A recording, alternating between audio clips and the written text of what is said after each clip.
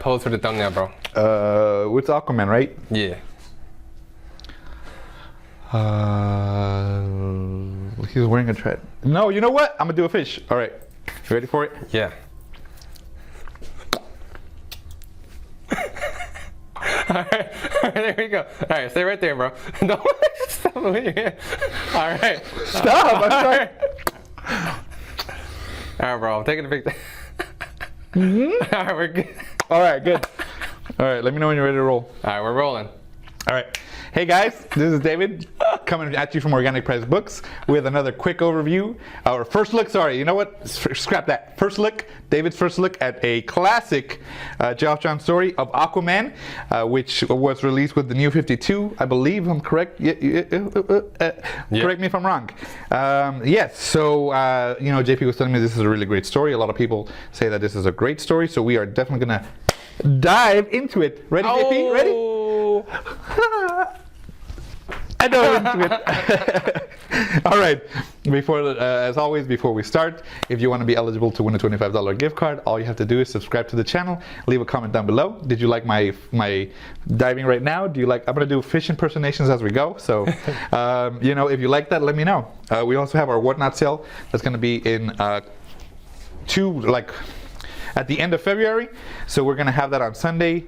Come bid on these out-of-print comic books, or just hang out with us. We'll have music. I'll shout out people as they leave comments, and we'll talk. If you want to, you know, be a DJ, just tell me what songs you like. We'll get that done. And then you'll get a lot of very intimate moments with me and JP, both together and separately. So you know, just come on down. All right, so let's take a look. Of course, we have our OPB branded book stand. That's where it's resting. As you can see, looks good. Very sturdy, very nice. We have this available. And let's take a look. Here's the front, the spine, and the back. Now, who told you, I mean, I know it's a good story. Geoff Johns always... Everybody says it's a great story, dude. There's not a single person that read it said, I didn't like it, so... And a lot of people like praise it, saying how it's like one of the best DC books of all time. So I'm like, okay, cool. God, now I kind of want to read it. Yeah, even Day was like, yo, you gotta read it. It's a must read. And he was like, and then he called me up and he has gonna be a ringtone and everything still. Okay, this is what we're gonna do, JP. I'm telling you right now. I'm telling you right now. I finished school, so I have so much free time. This is what I'm gonna do. We're gonna do a quick overview, and then I'm gonna do a second half of the video that we're gonna add into this. It's gonna mix in, and it's gonna be my overview of it. How was that? How does that sound? All right. All right. So we'll do. You got 1 week. 1 week. Not even. I'll give you. Yeah, a couple days. It should only take a day. Yes, because I actually do like Aquaman a lot. So I'm gonna just run it through quickly. So this is gonna be like much more than Batman, right? Yeah. No, stop.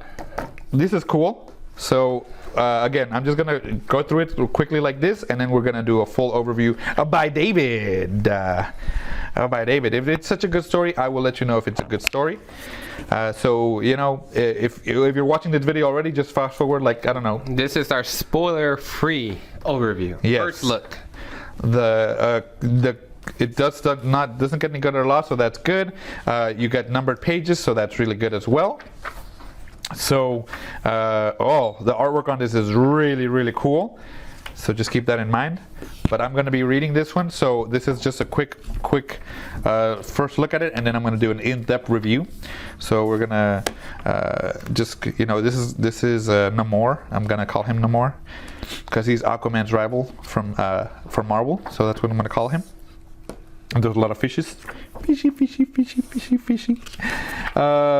And there's Batman, I guess. Looks like it's the bat symbol. So there we go. That's cool, I guess.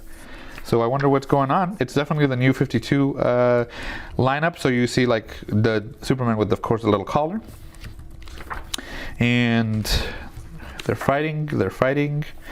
Oh, this is very interesting, JP. Oh, okay.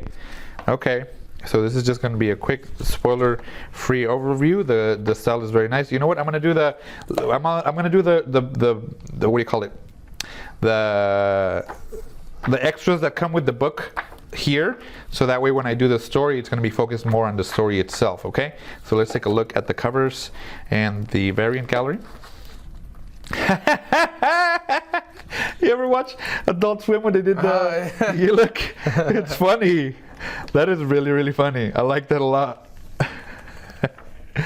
Oh, this one, look, they hooked him. It's like a cartoony. They hooked Aquaman by the nose. Well, he got his nose pierced and he didn't have to pay for it. At least he got it for free. Oh, like the traditional Japanese art, you know, of the wave. I like that. That's cool. Okay, the Justice League here, of course, like that. And then you got some character studies as well as like who sank Atlantis. That's actually really cool. You got Mira, a character study of her. That's nice. I like her. She's Amber Heard is hot, but you know there's some allegations that she beat up Johnny Depp, so maybe she won't be in the next one. But who knows? I don't know. The Trench. That's what these guys are. Ocean Master. I'm the master of the ocean because my brother takes a boat and he leaves. Yeah. There you go. David Rabin. What? Black and white. All right, so that is the extras that are included in this one. So it's gonna stop here, but I'm gonna do a quick just rewind, and then David's gonna come back and he's gonna be reading the story and tell you all about it. All right, guys, so I took the time, I read the book, and you know what? It was a really good story. I have things I like, things I don't like, so let's go over it real quick. Okay, so the story is pertaining Aquaman. Now, he's already an established hero. This is after the whole Justice League situation, but of course everybody makes fun of him. You know, they're like, oh, does he talk to fish? If you saw the recent Peacemaker thing, they probably said the same thing. I bet you he has sex with fish, doesn't he? But so there's no origin story of him. It does flashback on his origin, but there's not like a dedicated chapter to that, which I find, you know, better. It definitely makes the story flow better because it just kind of flashes back whenever you need to learn about it. But yeah, basically, like, he goes to sit down in his restaurant and the people are like, do you really talk to fish? Like, blah blah blah. And he's like, no, I don't talk to fish. I basically just tell them what to do with my mind powers. And then these guys come out of the water. They are called the Trench. That's what they call. Anyway, so basically they attack the land, and he's trying to figure out what's going on. He does live with Mira in the lighthouse, and then at this point he has rejected the throne of Atlantis. So he doesn't want to be the king. He's like, I'm going to live my life on the surface and just help out over there. But of course he's kind of he says he's okay with it, but he doesn't care what people talk about him, but he kind of does. Mira can also tell that about that. She's like, why do you let them talk to you like that? Okay, so this is a really, really nice graphic on this one, or drawing on this, him fighting the Trench. Anyway, so yeah, so look, as you can see, the flashbacks, they're that fuzzy, hazy, like pastel color. You can tell when it's a flashback, so that's cool. But basically, yeah, like, even when he comes to help them out after this, the cops are like, we don't need your help. We could have handled it. Like, thanks for your help, but we're okay without it. And he kind of feels, in a sense, that they don't appreciate him. Mira, of course, she's very like, you guys don't understand. Like, this guy is like the king of Atlantis. But I guess in this time, nobody really believes in Atlantis or thinks it's real, because Dr. Shin, who knows he's an Atlantean, like, there's still people who are like, oh no, he's not. Atlantis doesn't really exist. It's whatever. Anyway, they're trying to figure out who these guys are and why they keep attacking the surface world, and you kind of get to see a little bit of that. It looks like they came from a ship. It looks alien, but it is not, and I'll tell you about that later. This definitely has some of the cooler images on here, where it's like in the water, so you get the bioluminescent of the deep guys, but then you also get the starkness of the darkness with Aquaman's bright yellow and Mira's bright green, bright hair and all that, so it makes it look really, really cool. He ends up fighting, I guess, the queen. So spoilers, guys, I'm telling you, there's a lot of spoilers if you haven't read this. So this story was really interesting to me, like, him having to fight somebody who he can't control with his mind because they are actually intelligent, and he doesn't know, what's going on. He's just trying to basically minimize the damage. He basically traps or kills the queen with a volcano, and he traps the rest of them with the rocks. But I really like the colors that they use for that. Like, as you can see here, supposedly it's like the red of the lights of the police cars, and they put it on there on all the images here. So that's really cool. I really like that. And as you can see here, so he kind of saves the day. Yay! Everybody's happy for him. So the rest of the story is just what's going on with that. Here he just kind of shows up, and it's kind of about what's going on. So he finds this from the other comic, or where they were at, or from the other previous chapter of the little shells that the humans were in, that the trenches were taking down. And it's basically a communicator. Somebody's trying to get it. And he finds out it's an Atlantean. So this is where this chapter takes off for that. And as you can see here, this is basically the first Atlantean, or the owner of the ship that he found earlier, just kind of telling them what's happening and how they got attacked by the people from the trenches. And as you can see here, Mira is also having, like, she kind of has her own little side quests where she interacts with the human world, and she doesn't know what to really do. Some guy basically tries to sexually harass her, and she breaks his arm, you know, because she's a very strong, independent woman. She don't need no man to teach her. And then anyway, the cops arrest her, but she's like, I'm just gonna go with them to see what happens. She saves some people because she doesn't really, you know, she doesn't obey their laws. So that's also a big theme, and it is like, why should they obey the laws of the land when they are basically, I hate to say it, but stronger and better than humans, you know? So this kind of also goes into, with that he goes into the people of his past, which is, I guess they were called the Others, but they were like people with powers that got artifacts from Atlantis that basically gave them more powers. Like this girl can look into the future, and then you see here, of course, a Black Manta kills her. Oops, sorry if it ruined it. But basically, they all have artifacts. So she has this that helps her see the future. Of course, Aquaman has the trident. There's other guys, like one lady has a teleportation-like necklace. This lady, she can teleport anywhere in the world, and she kind of comes to kill Dr. Shin, who had basically he betrayed Arthur's parent or dad, and because of that, people are okay. So here's real quick. This guy hired Black Manta to get the blood of Arthur, so he can confirm he's Atlantean, right? Black Manta goes and attacks the house where Arthur lived, and unfortunately, that makes Arthur's dad defend him, and he causes him to get a heart attack, right? So he gets a heart attack. Then Aquaman feels that Black Manta killed his parents, so he goes to hunt him in his, his boat that he had, and he thinks he kills him, but it turns out that he kills Black Manta's dad. So now Black Manta is dead set on killing Aquaman because he killed his father. So they kind of killed each other's fathers, and that's where this whole drama with them comes out.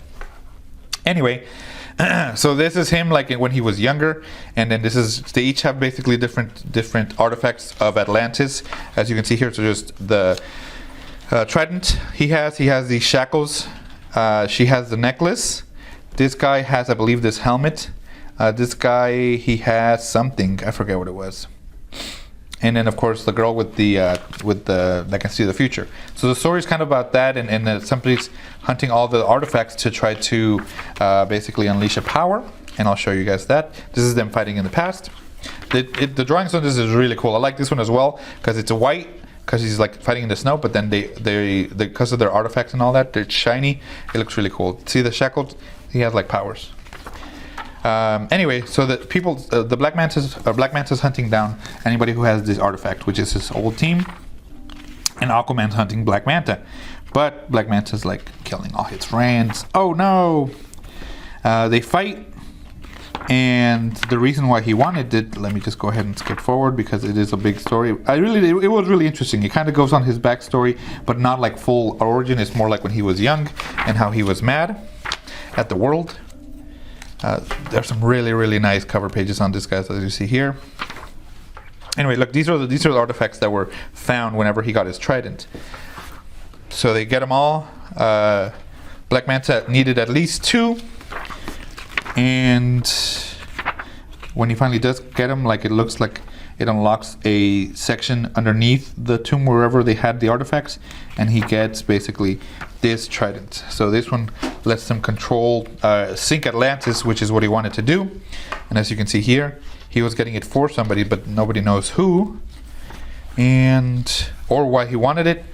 They of course fight, and Black Manta ends up killing another one of his friends, Oh no, my friend. Boom, killed him. Oh no. Headshot. Wait, no, he hits him in the neck. Anyway. Arthur gets really mad. This, I feel like, okay, so the story was good. I just felt Arthur was really like, and I hate to say this, but it's kind of like, no, I'm going to do this by myself. And I know Batman does that all the time. But with Batman, it's kind of like a, you know, he's supposed to be like that. But Aquaman is like the king of Atlantis. You know, he has a whole kingdom with him. And he has Mira, who he's in love with. Why doesn't he help her or have her help him? But he's like, no, I got to do it by myself. I got to do it by myself. So that kind of annoyed me. But this is the staff that he's trying to get, basically. He loses it. And the Black Manta was basically getting it for somebody else, but nobody knows who it was, and they're trying to find out who it is.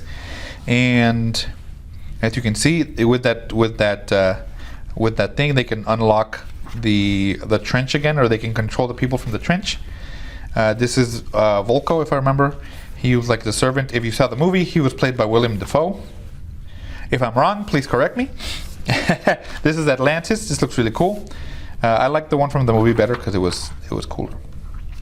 Anyway, so then Volko's like, I'm here to help you. And then what ends up happening is somebody uses the staff to control the missiles to attack Atlantis. So Atlantis thinks that the Earth is attacking, or like the surface is attacking Atlantis, and it causes them to attack, you know, do an invasion. This is where the Justice League comes in, because basically their plan of attack is to flood all of the major cities by the coast, which includes Metropolis, Gotham City, and Boston. And then they're each like, so as you see here, Superman and Wonder Woman are in Metropolis when the big giant helicarrier, like the big wave, is bringing in a aircraft carrier. They go and they stop it because they're freaking strong. And then of course, as you see here, Orm is like declaring war on Earth. And then look, it's Commissioner Gordon and Harvey. No. It's Bullock. Yeah. So Aquaman saves them. So they're trying to save they're trying to do what they can, but there's a lot of people that died. And then Superman saves, of course, Volko over here. And they're like, you know what? We need to make sure you guys are safe. And then they're like, let's team up. So we have to stop Orm from attacking Atlantis. And so they take Volko up to the Watchtower, which is the Justice League headquarters up in space. Aquaman's talking to his brother. He's like, you need to stop. Somebody's manipulating us. And Orm is like, no, you guys killed some of Atlanteans. Now we have to kill some of the humans. And he's like, no, you got to stop, brother. And then the Justice League show up and they're like, hey, this is taking too long. We got to take him in. And Aquaman's like, nope, I'm going to stop you. So now he's fighting the Justice League. So see, Aquaman like flip-flops a lot. Now I get it. He's just doing what he thinks is best. But I kind of feel like it was like, come on, man. You're supposed to be like, in charge of this. Do it. So then they're attacking, like, he attacks Superman and Wonder Woman. There's a really cool part I like on here where basically Aquaman tells him, oh, this is cool. Look, as you can see here, basically Batman or Superman's using his heat vision to freaking boil all the water. And then look at this. This is such a cool image. And he's just saying Atlanteans retreat. And then here Aquaman says, Superman is the most powerful being in this planet. And then, so much as that says, but Orm just kind of hits him with lightning bolt and knocks them all out. And he says, I'm going to send you down into the deep with the fishies, with the guys from the beginning, the mouth guys. And he sends them down there. And while he's there, he's like, oh, well, there's not a lot of them. Where did they go? And he figures out that they were sent over to attack the Atlantean army, who was now attacking the city of Boston. And then the Justice League calls up the reserves. So at that point, the Justice League had just been the main, Batman, Superman, Flash, Green Lantern, Aquaman, Wonder Woman, and Cyborg. So at this point, they call in the reserves, which are people like, even Batman is like, we weren't ready to call them in, but we need help. So they call them in. You got Hawkeye, you got Black Canary, you got Black Lightning, you got Elemental Woman, the Atom, stuff like that. So then over here, Aquaman's trying to save all of them because they're gonna get killed or eaten.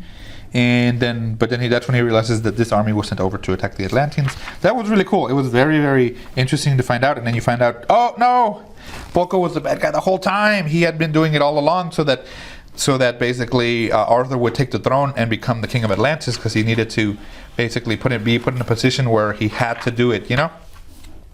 So then the Justice League figures that out, and they go and attack, and then you see there's some really cool spreads here. Firestorm here, as you saw. I believe this is Vixen. If I'm mistaken, please correct me. And then you got Satana over here as well.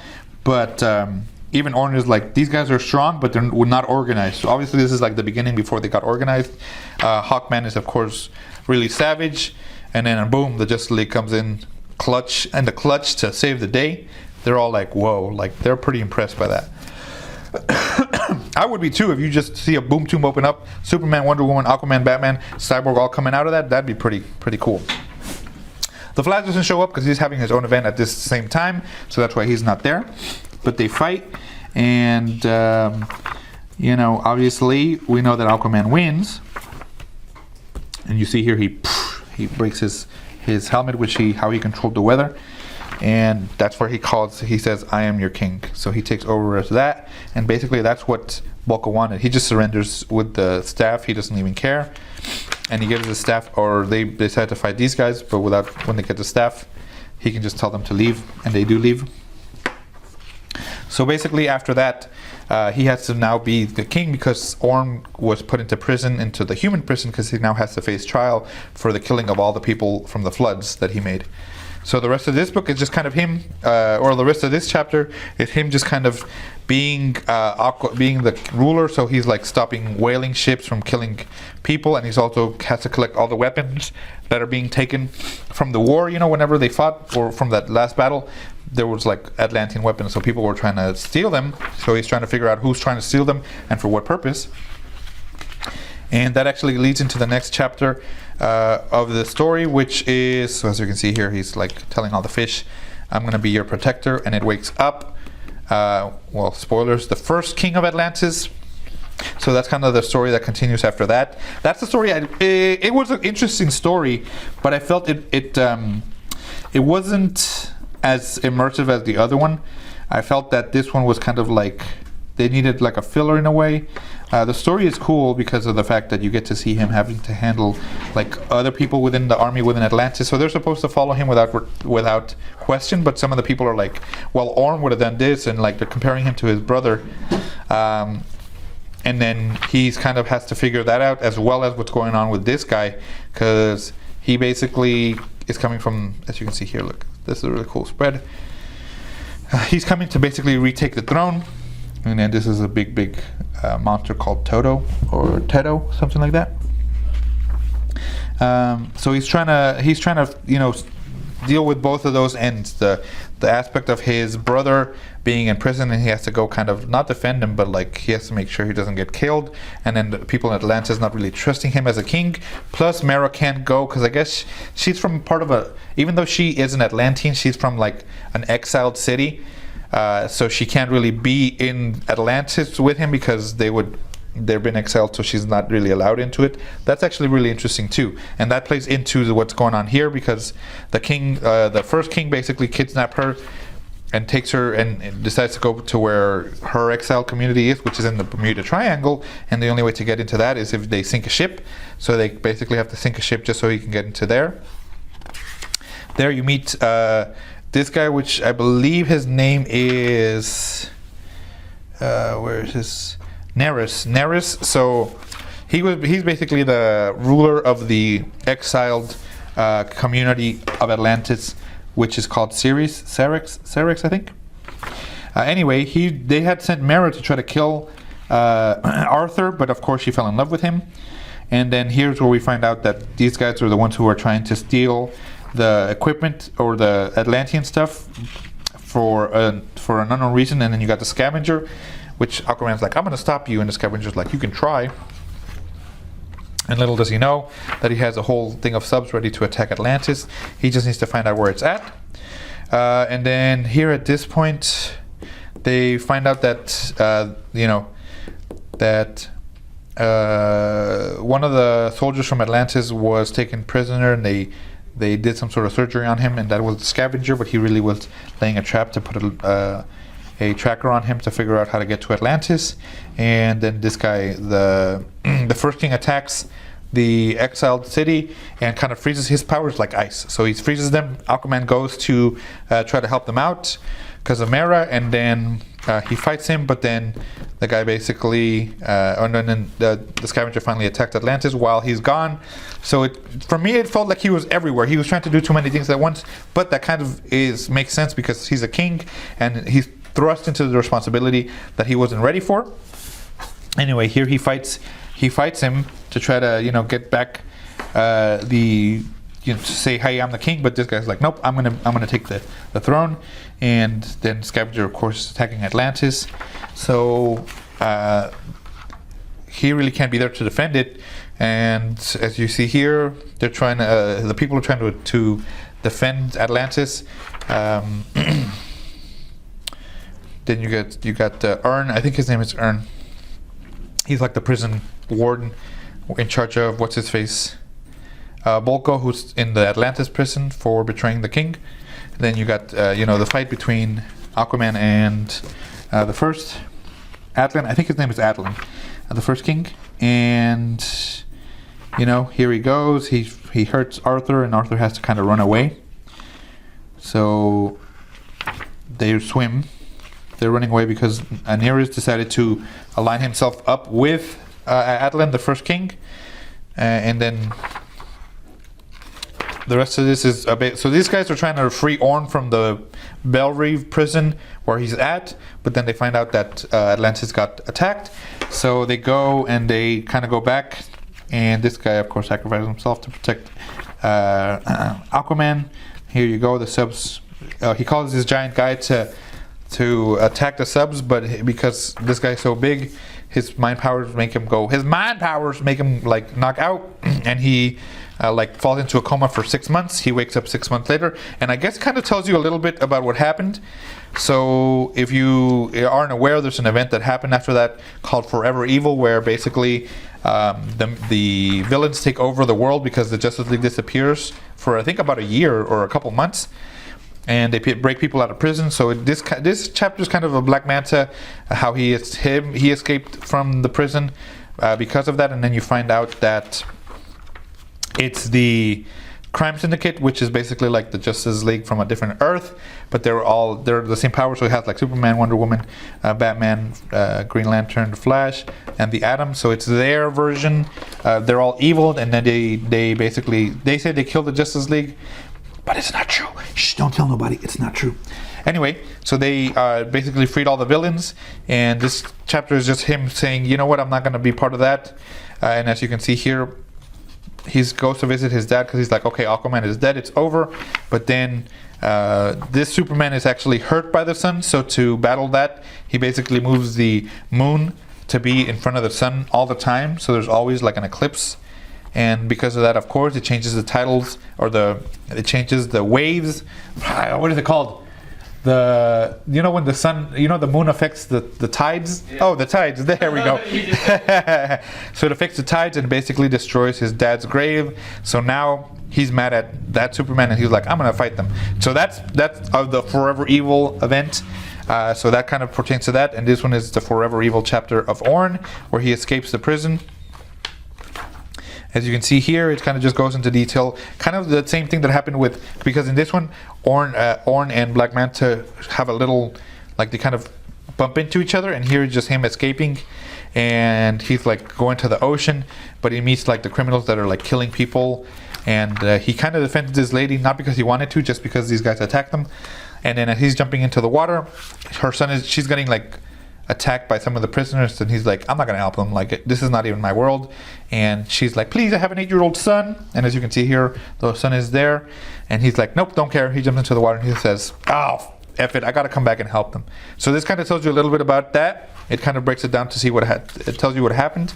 And then that's where I felt like it was kind of not rushed, but like it jumped a lot, So then after that, it's him Arthur waking up, and after 6 months that he's been knocked out. And as you can see here, he has a beard now, and he has to go free Atlantis basically.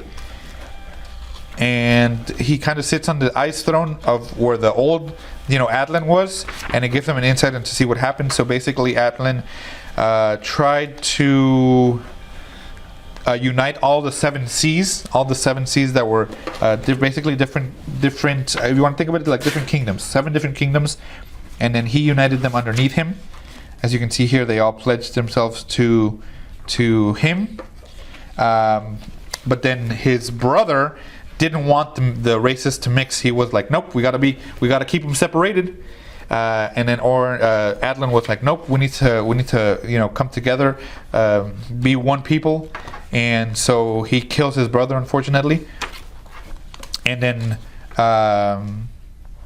when he realizes that they all of the other kingdoms are trying to do that, he basically sinks Atlantis himself, and breaks up what it says is supposedly 3 of the there's of the 7 kingdoms that Atlantis broke apart.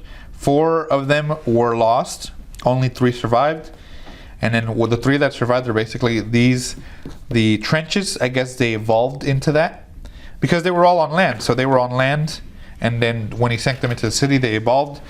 These guys became these fish things. The Atlanteans, like the main ones, became the actual Atlantis, like from Orin.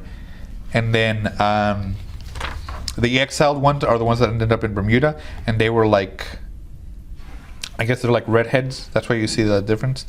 So then basically he figures out that you're right, he's not the rightful king. He's a descendant of the brother who tried to take the throne from the actual king. So he goes back into the kingdom over there to try to figure that out with the king and fight him. And that's where I kind of, I was like, eh. So he brings the trenches to fight them as well, as you can see here. And Mira, of course, comes back with him. And then basically they're fighting, and then the king's like, don't you see that I'm the rightful heir? You're not even part of the rightful throne. And he says, you're right, but what you're trying to do is also not correct. Like, you've gone mad. So he basically uses the staff that can destroy Atlantis to break it open, and basically throws the king into a volcano, and they fight in the volcano for a little bit. And Atlan, the first king, dies. I mean, he's glad to go with his family, and then as you can see here, the staff that can melt or that can move the islands or that can destroy the island gets melted down as well. So that kind of keeps it out of play. And then he comes back out. And then here, as you can see, is a little bit at the end. Mira decides to stay with him, or she kind of leaves, but then she comes back. And then here he is as the king, and then she comes back. And that's kind of the end of it. The prologue is Orn, like he's, I guess, living with that lady from the previous chapter, and then somebody comes and Nihilus or whatever, Nereus comes back, and he's like, we need to the 7 kingdoms will rule this planet once again. So he's trying to get all the other kings. So it's him. He's thinking Orn is the rightful king to Atlantis. He's probably going to get the people from the trench, and he's going to try to fight the other kingdoms. So that's where this one ends. So my main issue was with the whole Atlan, first king of Atlantis.